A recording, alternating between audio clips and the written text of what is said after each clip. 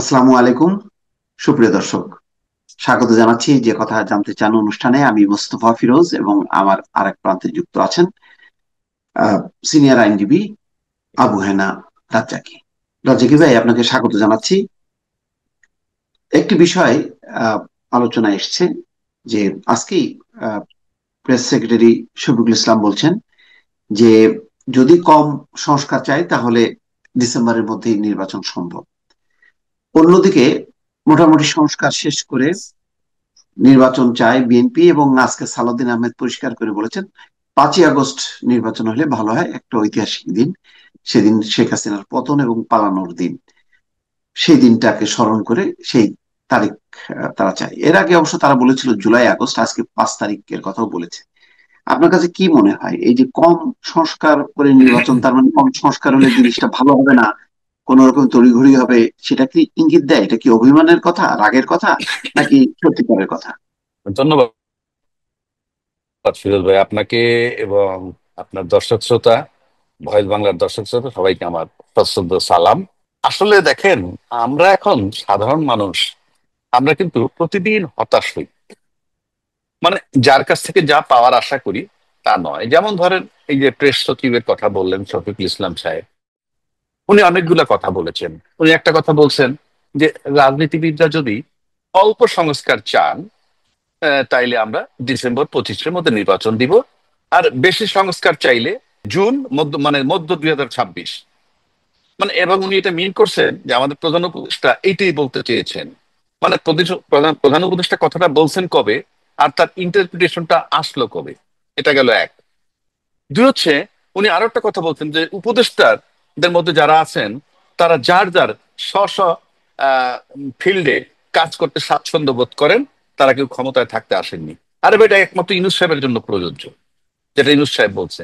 আমার তো মনে হয় না আর কোন উপদেষ্টার বেলা এটা প্রযোজ্য। কারণ ইউনূস সাহেবের সাথে যদি আমরা অন্যান্য উপদেষ্টার পার্থক্য করি, যে স্ট্যাটাসগত, তাহলে পৃথিবীর থেকে সূর্যের দূরত্ব যেমন 9,30,00,000 মাইল, ঠিক একইভাবে প্রধান উপদেষ্টার সাথে ওই সমস্ত উপদেষ্টার ইন্ডিভিজুয়ালি প্রত্যেকের দূরত্ব সূর্যের মতো 9,30,00,000 মাইল। কারণ এগুলা একটা হাস্যকর কথা।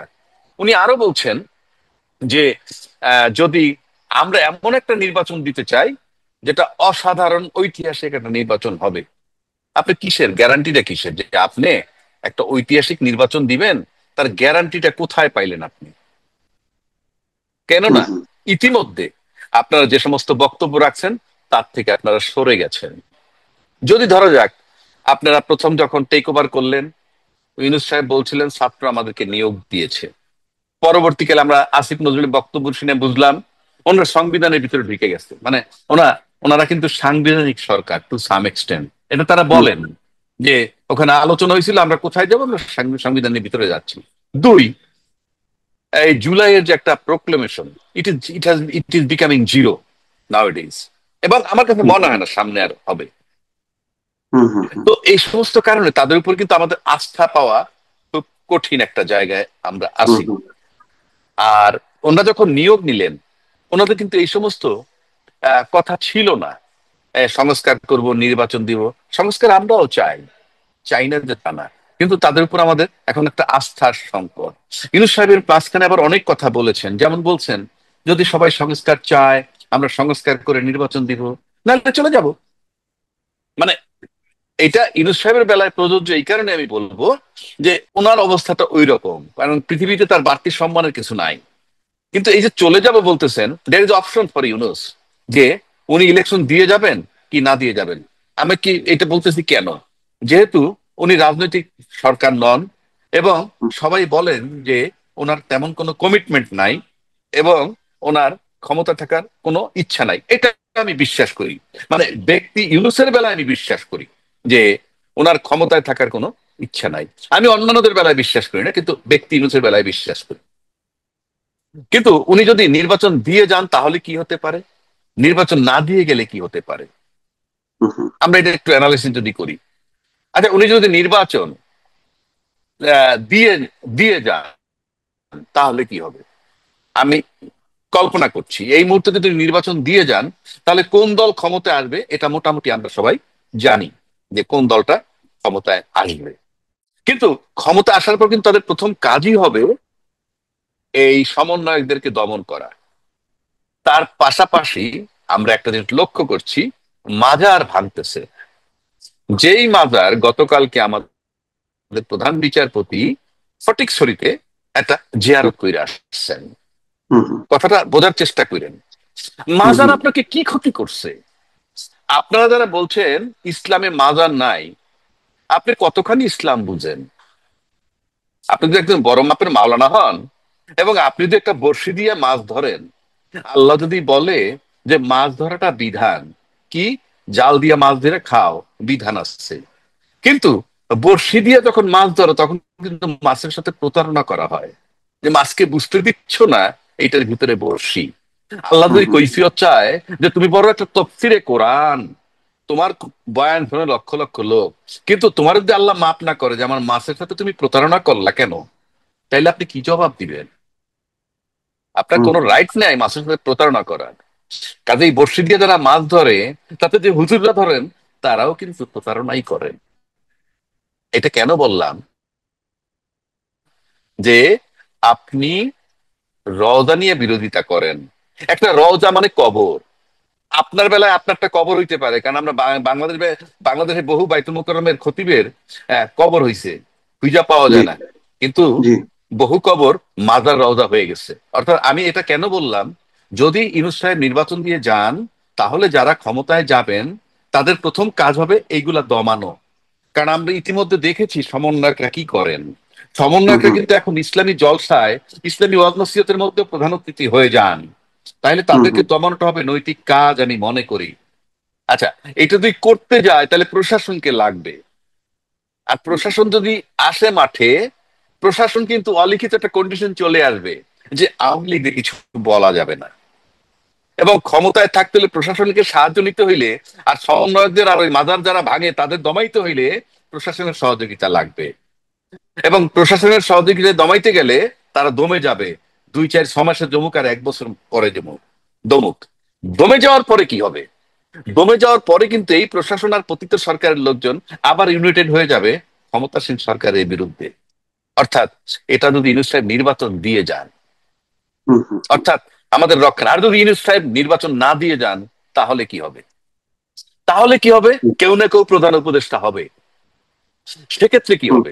সেক্ষেত্রে যারা ক্ষমতায় আসতে চায় বা নির্বাচন দিল্লি আসতে পারবে, হুম হুম তাদের সাথে কিন্তু এই ছাত্ররা, সমন্বয়করা, কিংবা তাদের পিছনে যে একটা শক্তি আছে অলিখিত আমরা জানি, সেটাও হুম রাজনৈতিক হুম দল, নাম বললাম না। তারা কি করবে তখন? তারা যেটা করবে সেটা হলো এই, যে এই পিছনে থাইকে ছাত্র সমন্বয়কদের নাম কষ্ট তাদের পিছনে থাইকে যারা পাওয়ারে আসতে পারে, তারা চায় নির্বাচন, পাওয়ারে যারা আসবে, আর এরা বলতেছে সংস্কার এবং বিচার, তারপরে নির্বাচন। তাহলে একটা বিরাট লড়াই হবে এদের মধ্যে। আর প্রশাসন প্রশাসন বসে থাকবে ঘরের মধ্যে, পরিষ্কার। প্রশাসন নামবে না। হুম হুম হুম প্রশাসন নামবে না এই কারণে, নাম, সেটা হইলো আজকে যেমন আর্মি ম্যাজিস্ট্রেসি পাওয়ার নিয়ে মাঠে আছে, যদি ইউনূস সাহেব নির্বাচন না দিয়ে চলে যান, তাহলে যে সংঘর্ষটা হবে, তখন এই ম্যাজিস্ট্রেসি পাওয়ার নিয়ে যারা আছেন তারা 50 গুণ বেগে আবার চলে আসবেন মাঠে। কারণ আমরা অতীত দেখেছি যে আর্মি যখন ম্যাজিস্ট্রেসি পাওয়ার নিয়ে মাঠে নামে, তারপরে হুম হুম প্রশাসন কাজ করে না, এটা আমি হুম জীবনেই প্রথম দেখলাম। এই হুম প্রথম হুম দেখতেছি, অতীতে দেখি নাই। ঠিক তখন যেটা হুম হবে, নির্বাচন না দিয়ে গেলে এই বিরাট টার্মোয়েল সিচুয়েশন যখন নতুন করে হবে, তখন তৃতীয় কেউ না কেউ ক্ষমতা টেক ওভার করবে। টেক ওভার করলে আবার হয়তো 1.5 2 বছরের জন্য পিছিয়ে যাবে বাংলাদেশের নির্বাচন। সুতরাং এখন যারা বড় স্টেকের বা বড় স্টেক হোল্ডার যারা আছেন রাজনীতির, তাদেরকে সাংঘাতিকভাবে চিন্তা করতে হবে যে দেশে এমন কোনো পরিস্থিতি যাতে না হয় যে ইউনূস সাহেব নির্বাচন না দিয়ে চলে যায়, কিংবা উনি হুম নির্বাচন হুম। দিয়ে গেলে যাতে ওইরকম মানে ওই পরিস্থিতি আমাদের জন্য মোটামুটি নির্ধারিত। আমরা সামনে, আমি ব্যক্তিগতভাবে সংকট ছাড়া কিছুই দেখছি না। আপনার কাছে কি এটা আমার মনে হয় যে ব্যক্তিগত সালাউদ্দিন আহমেদ মতামত। কেন 5ই আগস্ট মানে নির্বাচন চাইলেন এই তারিখটা? আপনি মনে করেন সালাউদ্দিন সাহেব চাইছে 5ই আগস্ট, উনি যেটা বললেন, আপনি কি বললেন যে আমাদের এটা একটা ঐতিহাসিক দিন, কিন্তু হুম ব্যক্তিগতভাবে আমার কাছে মনে হয় না আপনার রাজনীতির মাঠে এটা একটা বড় ইস্যু হতে পারে। হুম, হুম, এটা তো আমরা হুম, অন্যভাবেও নিতে পারি, অনেকভাবে নেওয়া যায়। এটার মানে হচ্ছে যে আপনি অগাস্টে নির্বাচন চান, সেটাকে এস্টাবলিশ করার একটা ওয়ে। আমি তো আগেও বলছি, এখনো বলছি, যে নির্বাচন দিলে এই দলটা ক্ষমতায় আসবে, আসলে পরে পরিস্থিতি কি হবে সেটাও বলে দিচ্ছি, দিলামই তো। আপনি, it is not so easy. আমি লিখে দিতে পারি যে এই প্রশাসন এবং এই পতিত সরকার, এদের কোঅপারেশন ছাড়া এক ইউনুস বাদে যিনি ক্ষমতায় থাকবেন, they will face a severe political crisis. আমি জানি না সেটা কিভাবে ওভারকাম করবে। কারণ একমাত্র ইউনুসের জন্য, একমাত্র ইউনুস সাহেবের জন্য আপনি মনে করেন সামরিক শাসন আসতেছে না, বিকজ তবে ইউনুস সাহেবের অপশন থাকবে না, নির্বাচনটা দিতে হবে। কারণ যেই মিশনটা ছিল, সেই মিশনটাই ছিল রিমুভাল অফ হাসিনা। সে যখন হয়ে গেছে, তখন আপনাকে একটা সার্টেন টাইম নির্বাচন দিতে হবে। আর সবচেয়ে বড় প্লাস পয়েন্ট যেটা হচ্ছে, আপনি মানে বাংলাদেশের মানুষের জন্য, আপনি যদি শেখ হাসিনার বদলে এখন শেখ রেহানাকেও আবার প্রধানমন্ত্রী বানান, সে শেখ হাসিনা হতে পারবে না। এটা হলো বাংলাদেশ সবচেয়ে বড় অ্যাডভান্টেজ। ইভেন আওয়ামী লীগ, একটা কট্টর আওয়ামী লীগকেও যদি আপনি প্রধানমন্ত্রী বানান বা ইয়ে বানান নির্বাচন করে, তাতেও সে শেখ হাসিনা হতে পারবে না। এটা হলো বাংলাদেশের জন্য সবচেয়ে বড় অ্যাডভান্টেজ, যে এইরকম, যাকে আমি আগেও বলছি এখনো বলছি, লেডি ভার্সন অফ হিটলার। সুতরাং এটা আপনার হবে না। সুতরাং বাংলাদেশ একটা জায়গায় যাবে, সামনে মারামারি কাটাকাটি যাই হোক না কেন, বাংলাদেশ একটা জায়গায় যাবে। কিন্তু আমার কাছে ব্যক্তিগতভাবে মনে হচ্ছে যে আমরা কিন্তু ঐক্যমত্য হতে পারছি না এখন পর্যন্ত। পরিষ্কার, আপনি এই জুলাই ঘোষণাপত্র যেটা বলা হইলো যে সব দলের সাথে আলাপ করে দিবে, কিন্তু সেটা হচ্ছে না। আবার হুম, ছাত্ররা বলছে সংবিধান ছুঁড়ে ফেলবে, এটাও গ্রহণযোগ্য নয়। কিন্তু আমরা একটা জায়গায় আসতে পারতেছি না। আপনি দেখেন, বাংলাদেশে একমাত্র ইউনুস ছাড়া, Bangladesh, there is no second one যার হুম, হুম, পৃথিবীতে অন্য কোনো দেশের সাথে সম্পর্ক আছে আদার দ্যান হুম, ইন্ডিয়া। সুতরাং right. সেই হিসাবটা করলে ইউনুস সাহেব আমাদের জন্য প্লাস পয়েন্ট। আবার যদি হুম, হুম, আমরা হুম, দেশের দেশের রাজনীতি চিন্তা করি, গণতন্ত্র চিন্তা করি, আপনি ইউনুস সাহেব যদি আরো 6 মাসও থাকে, 1 বছর থাকে, 2 বছর থাকে, আমি লিখে দিতে পারি প্রশাসন মাঠে নামবে না। এবং হুম, না নামলে ইউনুস সাহেব কিছু করতে পারবে না। right. এবং টার্মোয়েল সিচুয়েশন যত হবে, থার্ড পার্টি ক্ষমতা নিবে, নির্বাচন তখন আবার নির্বাসনে চলে যাব। সুতরাং ভেবে চিন্তে সকলের ঐক্যমত্যের ভিত্তিতে কাজ করা দরকার। এখন আরেকটা শেখ জিনিস, হাসিনা যাওয়ার, বলেন। আরেকটা জিনিস আজকে মেজর হাফিজ বলেছেন যে আহ, অন্তর্বর্তী সরকার কিংস পার্টি করার চেষ্টা করছে এবং বলছে যে 21 বছরের আহ, তরুণ এমপি হবে, এটা কেমন কথা? আপনি আমি এটা এটা কিভাবে কঠিন দেখছেন? কঠিন ভাবে দ্বিমত করি। আপনার এই যে 21 বছর বয়সের একটা ছাত্রের ছাত্রত্ব শেষ করতে লাগে 24 থেকে 25, 26, 27 বছর। হুম, হুম, জি, জি, দেশটাকে আপনাকে একটা তামাশা বানাইছেন। আপনি 21 বছরের বাচ্চা সব, মানে তার মানে কি সব লেখাপড়া ছাড়াই রাজনীতিতে ঢুকে যাবে? এই যারা এই কথাটা বলে, এই 21 বছর যারা আনতেছে, আলী রিয়াজ সাহেব আনুক, ইউনুস সাহেব আনুক, আরে তাদের নিজের সন্তান যদি 21 বছর বয়সে একটা ছেলে বলে, জি, একজন বাবাই তো তার ছেলে 21 বছর বয়স হলে তাকে দায়িত্ব দেয় না, তাকে বিয়ে করায় জি, না, কথার কথা হ্যাঁ, বলছি। হ্যাঁ, আপনি হুম, তাকে হুম, রাষ্ট্রের দায়িত্ব এমপি বানিয়ে দিবেন। আচ্ছা, আবার 17 বছরের বয়সের ছেলেকে আপনি ভোটার বানাবেন। আপনি তো নাবালকত্বের আইনই চেঞ্জ করতে হবে, মানে সাবালকত্ব তাইলে করতে হবে 17 বছরে।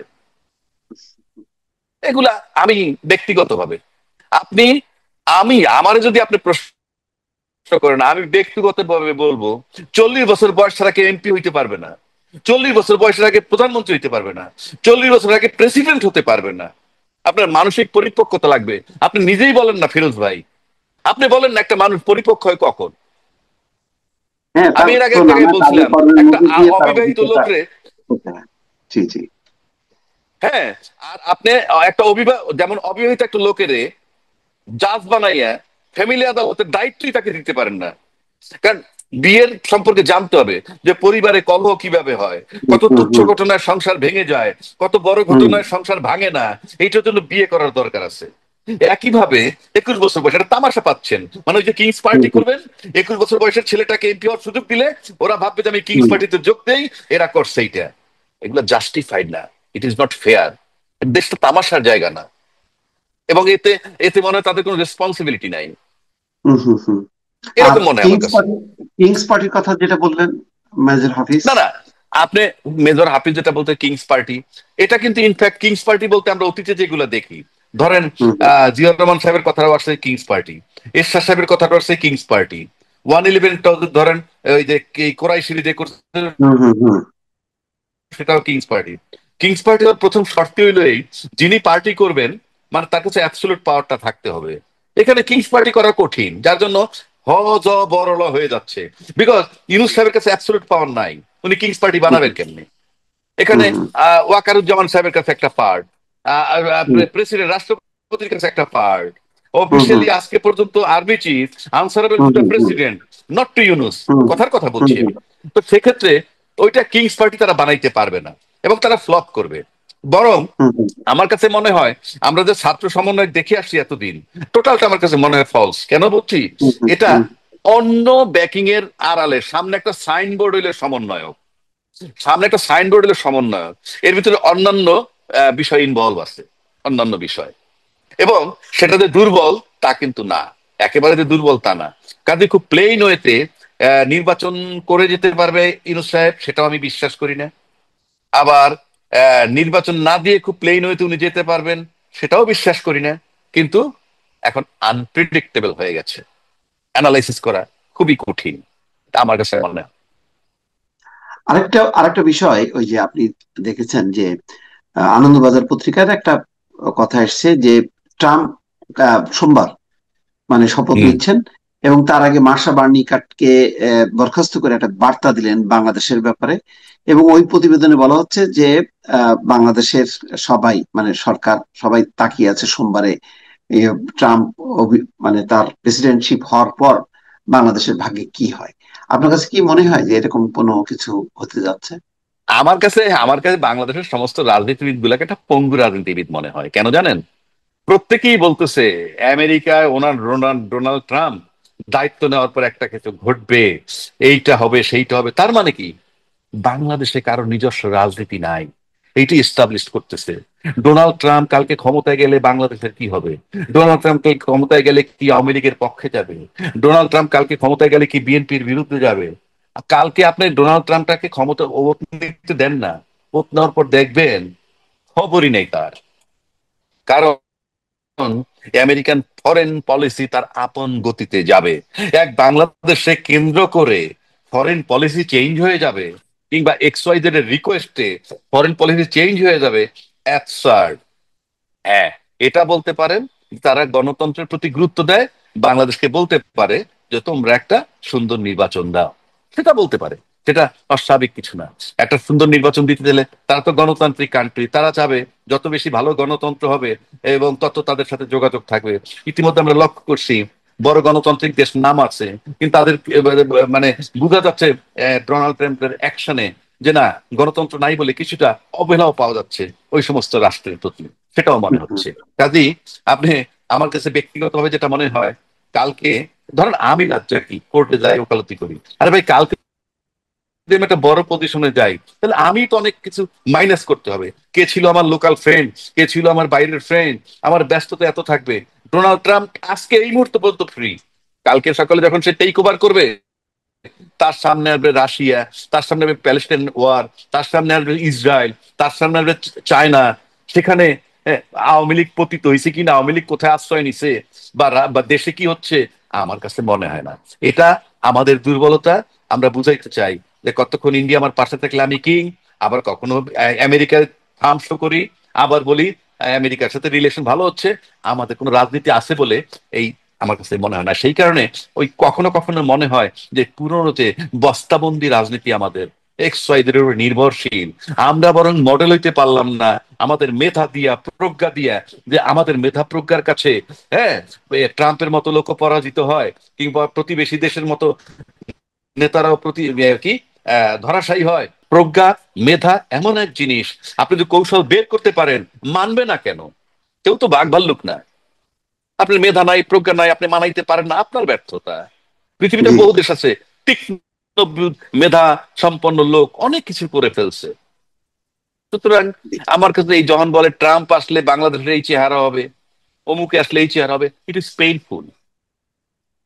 জি, অনেক ধন্যবাদ। অনেক ধন্যবাদ রাজ্জাকি ভাই। দর্শক শুনছিলেন সাম্প্রতিক কয়েকটি বিষয় নিয়ে রাজনীতি মাঠে যেসব প্রশ্ন আছে তার উত্তর এবং বিশ্লেষণ করলেন আবু হেনা রাজ্জাকি। দর্শক, আমাদের এই আলোচনা আগামীতে অব্যাহত থাকবে। আজ এই পর্যন্তই। আল্লাহ হাফেজ।